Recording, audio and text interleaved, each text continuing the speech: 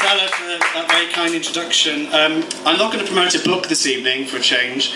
Last week there was an event held at the South Bank Centre on behalf of Liberty called Common Values. And what they did was they asked various writers to illustrate, through their writing, one of the articles of the Human Rights Act.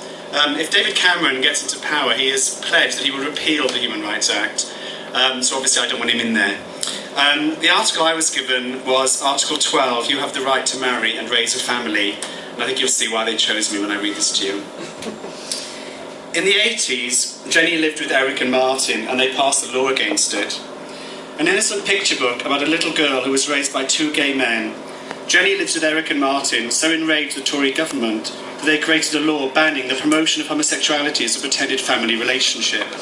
That law became known as Section 28. Today, Charlotte lives with Jenny and Emma, and Gordon visits at the weekends. Gordon is Charlotte's gay dad. Jenny and Emma are two lesbian mums. This isn't the same Jenny who was in that book. We don't know what happened to her. Did she become a lesbian? Is she straight, part of a traditional nuclear family? We just don't know. It was only a picture book. But it was a picture book deemed so dangerous at the time that somebody went to the trouble of passing a law against it. What the Tories failed to understand then, and I believe David Cameron still fails to understand today, is that there's nothing pretended about gay family relationships. Gay men and women have always been part of the family. We have always been sons, daughters, brothers, sisters, aunts, uncles. And increasingly these days, we are mothers and fathers too. Many of us are in stable, loving relationships and believe that we should have the same rights to get married and raise families of our own. It might not be the right choice for everyone, and there are many lesbians and gay men out there who have no desire to get married or have children. But the question of choice is meaningless unless you first have the right to choose. I chose to get married 2.5 years ago. The registrar was a lovely lady called Marcia, who was obliged by law to use the word civil partnership. But everyone else called it our wedding. We had a wedding photographer and a wedding reception. My mother bought herself a new hat. Today, our wedding photo hangs on her living room wall next to those of my two sisters, who both turned out to be straight. Of course, I believe that there should be no distinction between heterosexual marriage and gay civil partnership.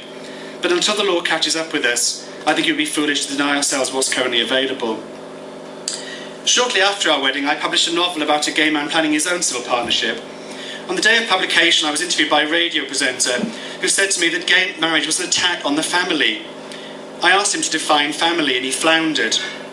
Maybe you should ask my mother, I said, or my stepfather, or my sisters, or my nephew, or my niece. Or if you call long distance, really long distance, you can talk to my new mother and father-in-law in Rio. They're all family. They didn't see our wedding as an attack on them.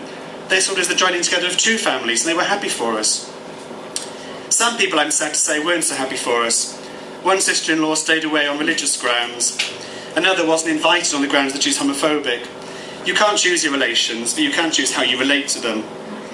She came anyway, insisting it was her right as part of the family. Yeah, go figure.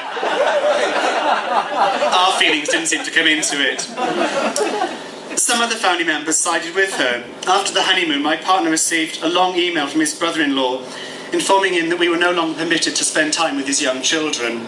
Gay men and children, old prejudices die hard. When I spoke to my gay friend Gordon, the father, about this, he shared a similar story of homophobia and family values.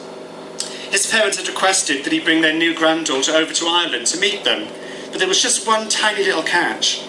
They wanted one of Charlotte's mums to come along and pretend to be his wife, and the other mum to stay at home. I don't think this is quite what the Tories had in mind when they coined the term pretended family relationship.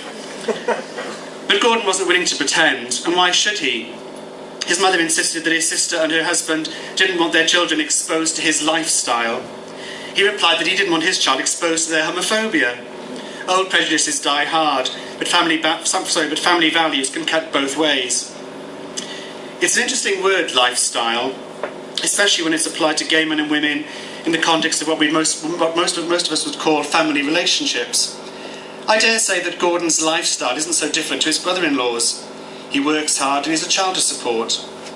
My lifestyle isn't so different to that of my Brazilian brother-in-law, the one whose children need protecting from men like me.